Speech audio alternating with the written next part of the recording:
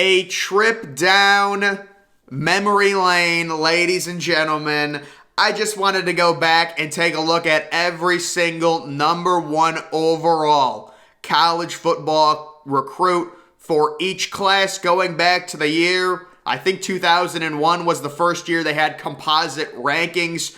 So guys, the rankings I'm using is 247 Sports Composite. It's a combination of 3 different ranking services blended all together, and they bring out an average. So like say if a player's ranked #1 overall on one site, #2 overall on another, #2 overall on another, they take all those averages and average everything out and get one composite ranking. These are the 247 Sports Composite rankings. Just doing a throwback, see how some of these recruits ended up. So the first one, we're actually going to start with 2024 because those are the first ranking. They don't have any 2025 rankings. They've only got 2024 and down. I don't know when they released their first 2025 initial, I don't know, top 100 or whatever it is, but we're going to go 2024, and then we're going to go backwards all the way to, I think, 2001, and we're just going to be talking about the #1 overall prospect. So right now, the #1 overall prospect in 2024 is actually Desmond Ricks, who is a cornerback.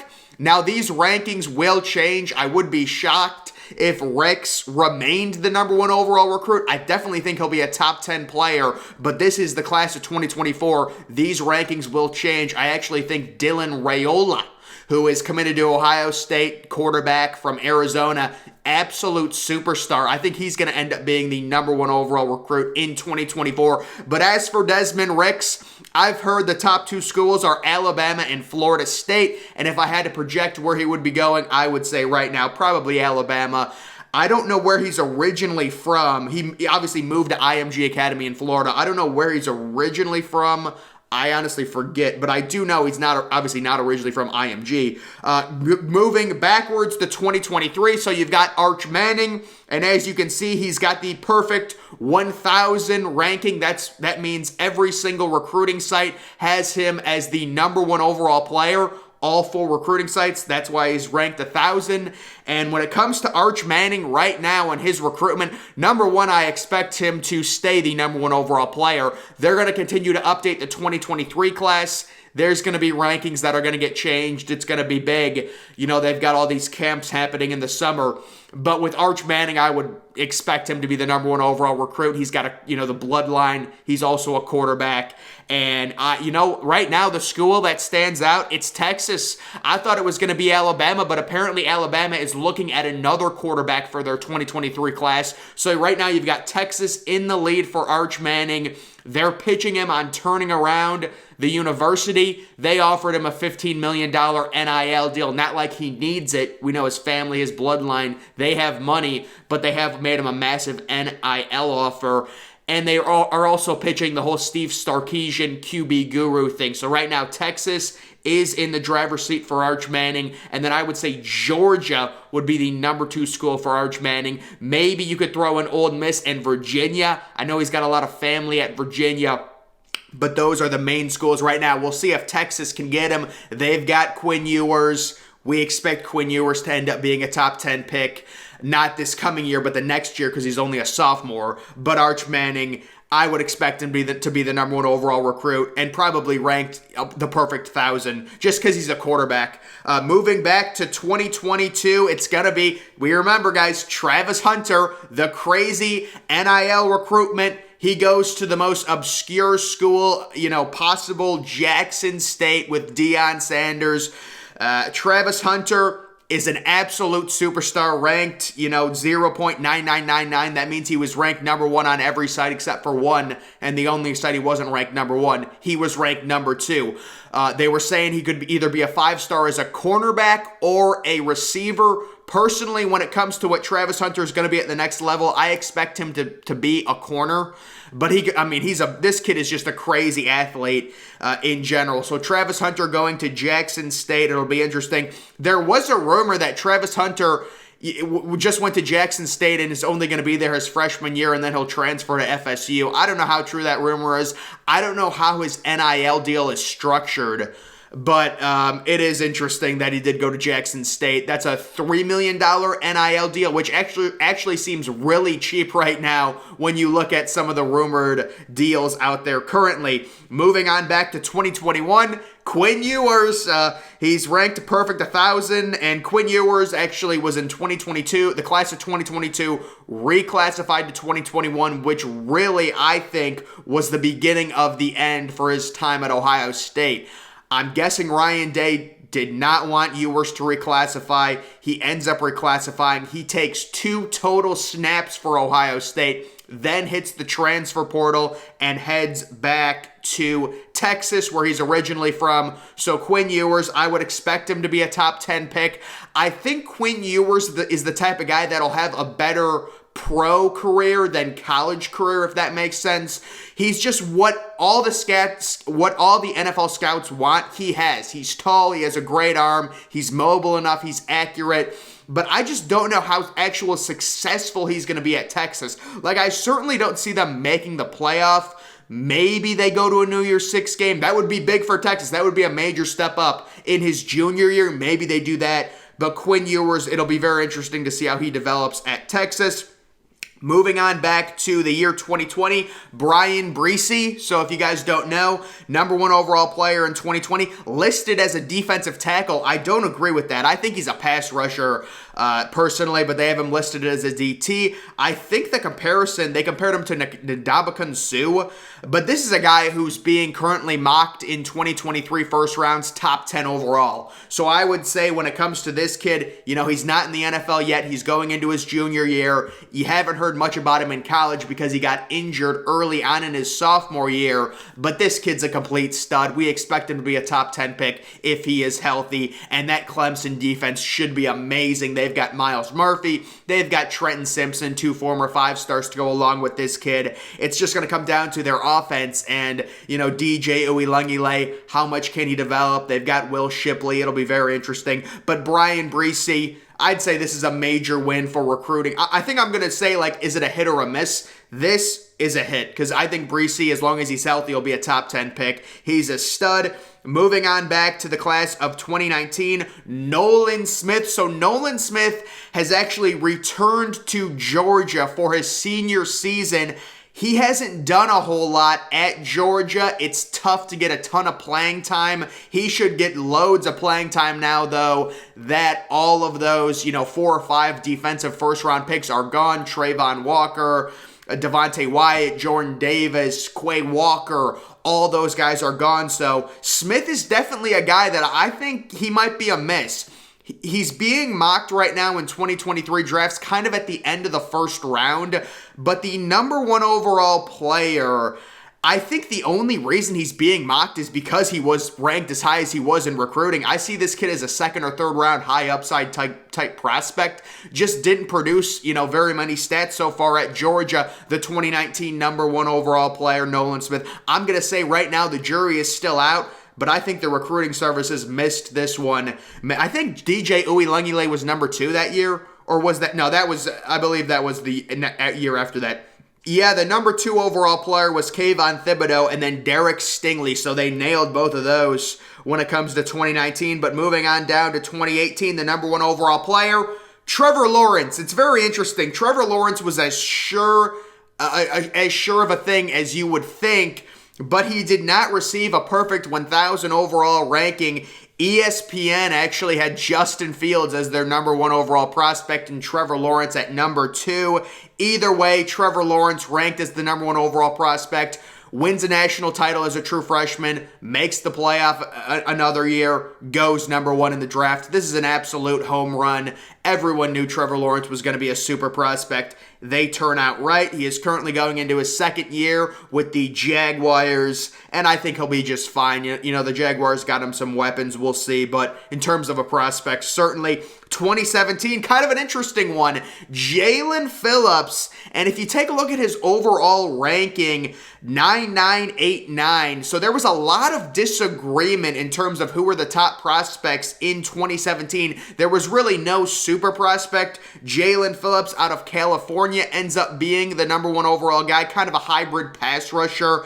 Goes to UCLA, ends up in the transfer portal, where he transfers to Miami, plays at Miami for a year, and then kind of gets picked late in the first round by the Miami Dolphins as a high upside pass rusher.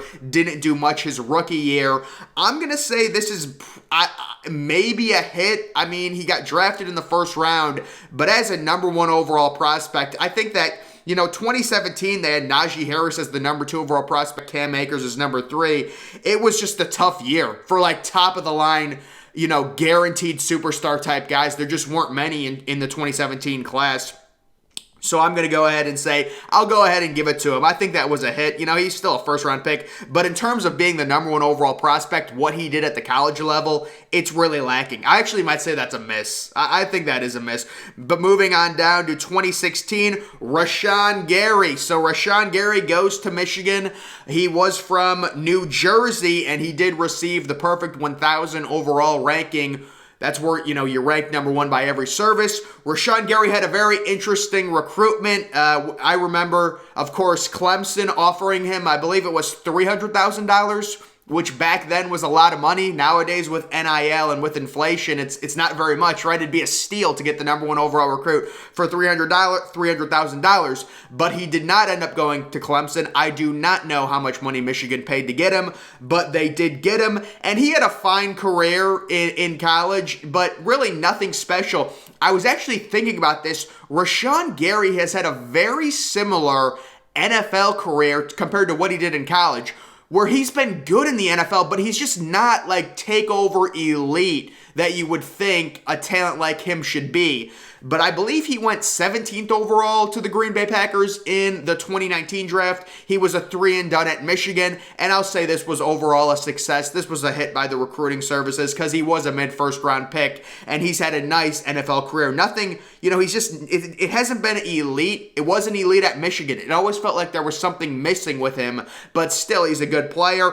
Moving on to 2015, probably the biggest miss out of any number 1 ranked college football recruit ever, Trenton Thompson. Trenton Thompson actually ended up going undrafted. He is the only number 1 recruit to go undrafted. I've done the research on this. I've got it at the end, so it's pretty crazy. Trenton Thompson, 2015, there were a lot of busts. I mean, this is a massive miss for the recruiting industries.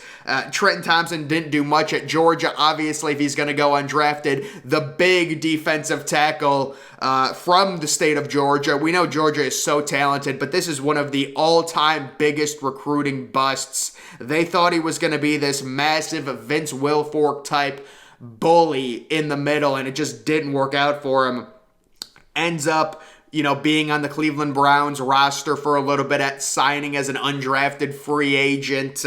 So it's unfortunate for Trenton Thompson. I'm guessing he's not on an NFL roster right now here in the year 2022. So to be the number 1 overall recruit in 2015 and undrafted, that is a major miss. Probably one of the biggest recruiting busts in history. It's always interesting to see guys like that. Moving on down to the 2014 number 1 overall recruit, Leonard Fournette, the super running back prospect from the state of Louisiana. He is the last running back to ever be ranked number 1 overall, and I think he will be the last running back to ever be ranked number 1 overall, unfortunately, due to the NFL shifting away from picking running backs early in the first round. The last guy, I think, Saquon Barkley, going 2nd overall, 3 or 4 years ago. We're not going to see another running back in the top 5. I don't know, in basically forever. I just don't see it. There's just no value. But Leonard Fournette ends up going 4th overall to the Jacksonville Jaguars. He's a guy that, what was it, his sophomore year, 4 games into the season, everyone thought he was a lock for the Heisman. Crazy, crazy year. And then he got shut down by Alabama in that game. I think it was in Death Valley. He got completely shut down, and that kind of killed his Heisman hype. But he definitely had a great career at LSU, especially early in his career. And then he did go 4th overall. And I think he's an underrated running back in the NFL with Tampa Bay. Underrated pass catcher, good running back, got a 3-year contract. This is a hit. This is a hit for recruiting services. The number 1 overall player. The number 2 overall player was Myles Garrett that year, so that's interesting. And then how about Jabril Peppers, the number 3 overall player? But 2014, Leonard Fournette, I would say that's a major hit. Moving backwards to 2013, Robert Nkemdiche, part of that famous Ole Miss class. This was a class with 3 different 5-stars, including Laquan Treadmill and Laramie Tunsil. They famously completely cheated and paid these kids to get them. You know, we all know that. But Ole Miss ends up landing Nkemdiche, the super pass rusher out of the state of Georgia. He was ranked a perfect 1,000 overall. And very similar to Jaden Phillips in the #1 overall prospect in 19. This kid, he didn't do much. He's a pass rusher. The Arizona Cardinals took a chance on him late in the first round, but he has been a complete bust in the NFL. He had some, I believe he had some drug problems his time at Ole Miss, and he's never been able to kick that, unfortunately. So he went late in the first round, kind of as a high upside pass rusher to Arizona, and I believe he's out of the league at this point. I think he was picked up or maybe traded to Miami, if I remember correctly. I'm just trying to remember this off the top of my head, but that's what happened to Nkemdiche, and I would say he's a recruiting miss, even though he was drafted late in the first round. He did have a crazy game against Alabama. If you guys remember that game, Ole Miss upsetted Alabama in Tuscaloosa. I know Ole Miss has beaten Bama a few times, but the one time they won in Tuscaloosa, Nkemdiche had like 2.5 sacks or something, if I remember correctly. That was his like breakout party in college. But other than that, he didn't do a whole lot. And I would say he's overall a recruiting miss, even though he got drafted, late in the first round. Moving on to 2012, the only receiver to ever be ranked #1 overall, DGB, Dorial Green Beckham. And unfortunately, this is an absolute physical freak of an athlete. But he had some, drug issues that I believe he ended up transferring to Oklahoma, not playing a snap at Oklahoma, and then still getting drafted early in the second round by the Tennessee Titans. This dude, the #1 overall recruit from Missouri, crazy records. If you wonder why or how a receiver could be the #1 overall recruit, the dude was built like Calvin Johnson. I mean, he was built like Calvin Johnson. When you have a receiver prospect like that, it's so fun to see. And DGB, man, I remember him catching a touchdown pass in the SEC championship game, I believe against maybe Bama, when Missouri made it. But overall, yeah, it didn't last long at Missouri. Had to transfer out due to substance issues, transferred to Oklahoma, didn't play a snap, still got picked in the second round, wasn't good with Tennessee, and then ended up on Philadelphia. He couldn't catch the ball. He had drop issues. But DGB, man, you always got to remember these guys. The only wide receiver to be ranked #1 overall. But you have to say that's a recruiting miss. You've got to, even though it is fun to look back on 2012. They're moving on back to 2011. The highest ranked recruiting prospect in the history of recruiting was JADEVEON CLOWNEY. And, this is just unbelievable athlete, ridiculous, #1 overall player, basically a lock to be the #1 overall pick, ends up getting picked first overall, and his NFL career, I think he's underrated. I really do. JADEVEON CLOWNEY is actually a really good run stopper, and I hope the Browns re-sign him. Now, people have been giving him more credit recently, but I think people just thought he was this god type of prospect, like Myles Garrett, TJ Watt type sack production, and he just really didn't have that with Houston, but he's still a really good player. This is a recruiting hit, but everyone knew it. He's from South Carolina. He went to South Carolina, so good for him staying home, going there over like an SEC school. He is from the South, so does stay home and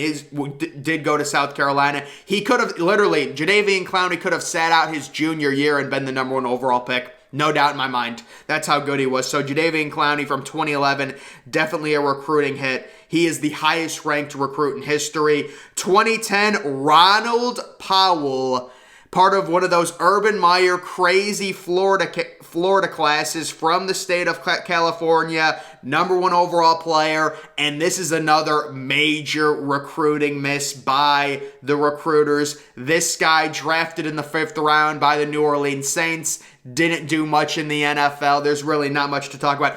Didn't do much in college either. This is just the definition of a recruiting bust. Former #1 overall player, pass rusher. You got to call it what it is for Florida. Urban Meyer had some crazy classes at Florida, though, man. He really did. And this kid was part of one of them back in 2010. But that is definitely a recruiting miss. Moving back to 2009, Matt Barkley, the #1 overall recruit.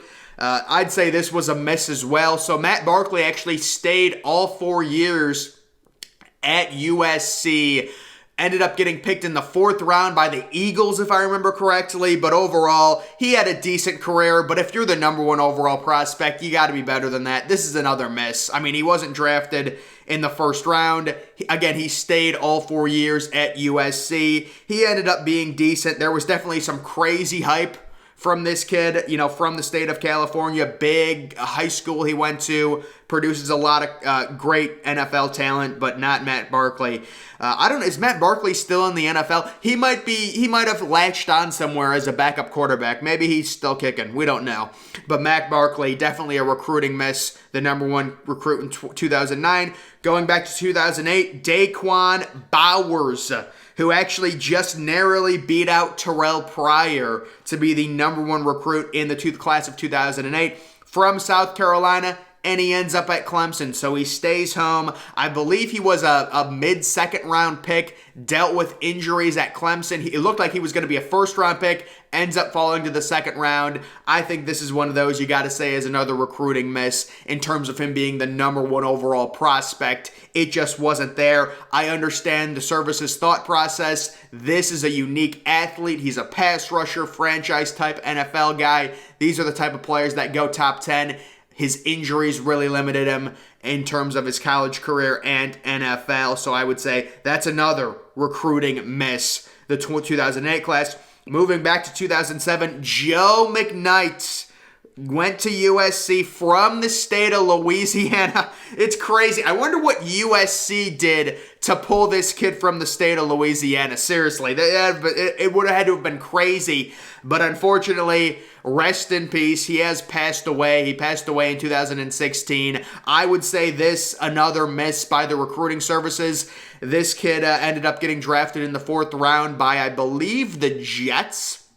They took him in the 4th round, but again, you're the #1 overall prospect. They thought he was going to be a superstar running back. You guys know the story at this point. It didn't end up working out. I do remember Joe McKnight when USC and Ohio State had that home and home, and he caught some passes against Ohio State in Ohio Stadium that led to that win for USC. I do remember that. Moving back to 2006, the only offensive guard to ever be ranked #1 overall, Andre Smith from Birmingham, Alabama. He ends up committing to Alabama. He stays home. The #1 overall prospect, a bully. And I believe he was drafted 8th overall in the draft and had an okay NFL career. So you're drafted 8th overall, especially when recruiting, the rankings weren't very accurate back in 2006. This is a major win for the recruiting industry to have him as the #1 overall recruit. How about Percy Harvin was the #2 overall recruit that year? That is funny. But no, Andre Smith, drafted top 10, only offensive guard to ever be ranked #1 overall. Big bully. I think you got to say that's a win. Moving back to 2005, another offensive lineman, this time an offensive tackle, Eugene Monroe, this is another big win for recruiting from New Jersey, goes to Virginia. Good for him. Good for him. Eugene Monroe ended up a top 10 pick in the NFL draft. I would say this is another win for recruiting overall, the industry.